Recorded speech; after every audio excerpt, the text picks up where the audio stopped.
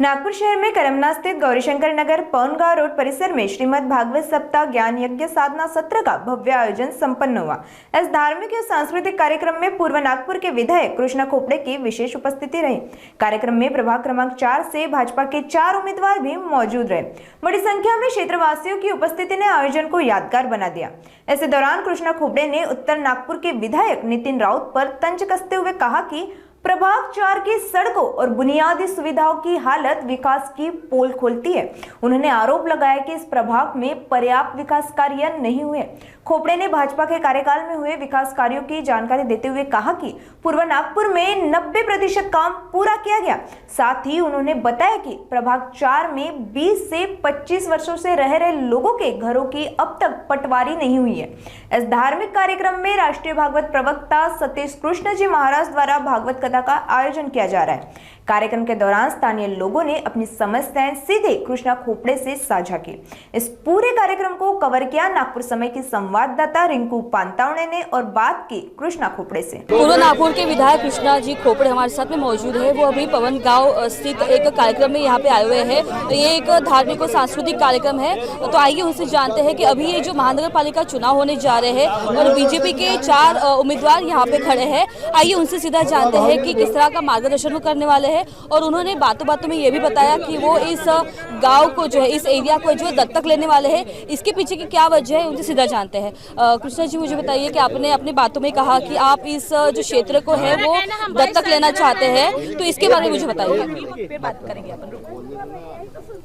मैं अभी उत्तर नागपुर के प्रभाग 4 के अंदर खड़ा हूँ और उत्तर नागपुर का भाग बोले यानी यहाँ के जो एमएलए, कांग्रेस के एमएलए है नितिन जी राउत, ये अनेक सालों से आमदार है, अनेक सालों गिनती से वो मंत्री भी रहे।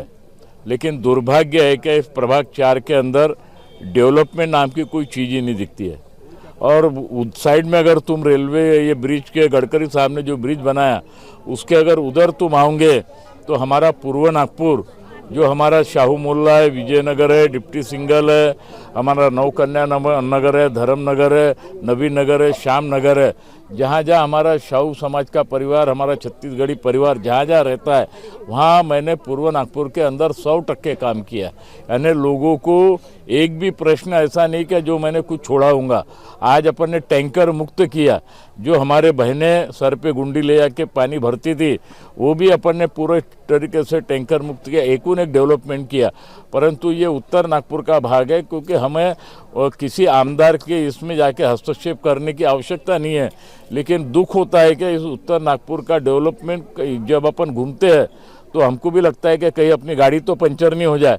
और इसलिए इतने बड़े पैमाने पर यहाँ पे लोग रहते हैं और लोग इतने दिन से मतदान, अनेक लोगों ने आज तक का कांग्रेस को ही मतदान किया है विधानसभा के अंदर, लोकसभा में भी यहाँ के लोगों ने मतदान किया है।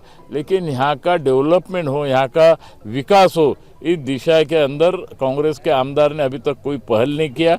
और मेरे ख्याल से तो मैं तो जूनियर हूँ उनके सामने, शायद वो 30-35 छठवीं या 7वीं टर्म है उनकी जो आमदार के रूप में काम कर रहे हैं। लेकिन अभी मैंने विचार किया है, हम कोई आमदार के इलाके में हस्तक्षेप करना ये कोई हमारा कार्यक्रम नहीं रहता। लेकिन ये डेवलपमेंट नहीं हो रहा, लोग चिल्ला रहे हैं, और इसलिए मैंने अभी तय किया है कि ये प्रभाग 4 का जो इस साइड का भाग है उसको मैं दत्तक में लूँगा और आमदार के रूप में जैसा पूर्व नागपुर के इन बाकी 4 प्रभाग के अंदर काम किया उस टाइप का डेवलपमेंट करने का मैं यहाँ पर आश्वासित करता हूँ। दूसरा है कि लोगों के घर यहाँ पर नियमितीकरण नहीं हुए। 20-20, 25-25 साल से लोग घर बना के रह रहे हैं और लोगों को उनके घर नियमितीकरण नहीं हो रहे। गुंठेवारी के अंदर भी अभी मैं एनआईटी का ट्रस्टी हूँ और मैंने अभी लोगों से भी अपील किया कि जिन्होंने एनआईटी में 3,000 रुपये नहीं भरा होगा वो आप 3,000 रुपये एनआईटी में भरो। मैंने अधिकांश लेआउट का भी प्लेन टेबल सर्वे भी करवाया, उसका सिटी सर्वे का भी सर्वे करवाया। और अभी शासन ने एक टुकड़ाबंदी कायदा लागू किया, शायद आपने पेपर में पढ़ा भी होगा, कायदा लागू किया है।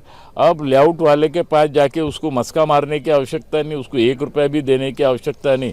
अभी नागपुर सुधार पन्यास आपकी रजिस्ट्री नागपुर सुधार पन्यास कायदे के अनुसार आपको करके देंगी। ये मुहिम मैंने 6 महीने पहले से ही शुरू किया, क्योंकि हमारे इधर हमने अनेकाल लोगों को डिमांड भी दिया, अधिकांश लेआउट भी अपन ने मंजूर किया, और इसलिए मैंने अभी निश्चय किया है कि इस प्रभाग का जो 4 नंबर का प्रभाग है, इस 4 नंबर के प्रभाग के ऊपर अभी मैं ज़्यादा से ज़्यादा ध्यान देकर अपने पूर्व नागपुर जैसा नंबर 1 है, इस टाइप का 4 नंबर 1 बनाने का काम मैं निश्चित रूप से करूँगा। 9 साल के बाद में चुनाव होने जा रहे हैं और 15 जनवरी को चुनाव होने जा रहे हैं। यहाँ पे प्रभाग क्रमांक 4 में जो है बीजेपी पैनल से 4 उम्मीदवार खड़े हैं। किस तरह का मार्गदर्शन आप हेतु उनको क्या आप बताना चाहेंगे? नहीं, आपने देखा होगा कि नागपुर शहर का चित्र बीजेपी ने बदला है, क्योंकि यहाँ दुर्भाग्य है कि यहाँ कांग्रेस का आमदार है। आज नागपुर शहर के कोई भी भाग में जाओ, मेट्रो गडकरी साहब ने लाए, अनेक प्रकार के ओवरब्रिज बनाए, अनेक प्रकार के सीमेंट के रास्ते बनाए, लेकिन इस भाग के आमदार कांग्रेस के होने की वजह से अनेक प्रकार की अड़चनें यहाँ पर आ रही है। अब क्यों उन्होंने नहीं बनाया, क्या नहीं बनाया, उनका क्या मानस था, ये उनको मालूम। लेकिन हम लोगों ने अभी निश्चय किया है कि इस विकास के मुद्दे को लेकर ही हम आगे जाएंगे। हमारे चारों उम्मीदवार भारतीय जनता पार्टी के, 2 उस साइड के और 2 इस साइड के भारतीय जनता पार्टी के उम्मीदवार है। और विकास का काम करते समय लेआउट में काम करना, ये कायदे से नगर सेवकों को काफ़ी अड़चन जाती है। इसका विकास होता है तो महाराष्ट्र सरकार के निधि से होता है, नागपुर सुधार पन्यास के फंड से होता है, या केंद्र सरकार के निधि से इसका विकास होता है। और इसीलिए मेरी जनता से भी अपील है कि 15 तारीख को होने वाले मतदान में आप 100% आप हिस्सा लें, भारतीय जनता पार्टी के हमारे चारों उम्मीदवारों को चुन के लाने का काम करें। और मैं दावे के साथ बोलता हूं कि इस भाग का जो भी डेवलपमेंट होगा, हम गडकरी साहब और फडणवीस साहब के माध्यम से मैं निश्चित रूप से करूंगा, और इसीलिए इस भाग को मैंने दत्तक लेने का भी निर्णय लिया। आपने दत्तक लेने का आपने ये सवाल अभी उठाया है, तो अगर आपने जो कांग्रेस के जो विधायक है उनको अगर ये बात पता चलती है या फिर पहुंचती है, तो क्या एक नया विवाद खड़ा हो सकता है? तो उसके लिए क्या बतौर नहीं, विवाद खड़ा होने का कोई कारण नहीं है। आखिर लोगों को क्या चाहिए? रास्ता, पानी, लाइट, यही चाहिए ना, और क्या चाहिए? तुम 30 साल से यहाँ के आमदार हो, तुम कंटिन्यू कांग्रेस के सरकार में मंत्री भी रहे, तुम्हारे पास करोड़ों रुपए का फंड भी तुम्हारे पास था, फिर डेवलपमेंट क्यों नहीं हो रहा?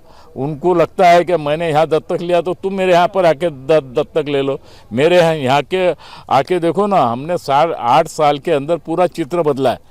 पूर्व नागपुर के अंदर आज नागपुर शहर के विकास के मॉडल के रूप में कोई विधानसभा होगा तो हमारा पूर्व नागपुर है।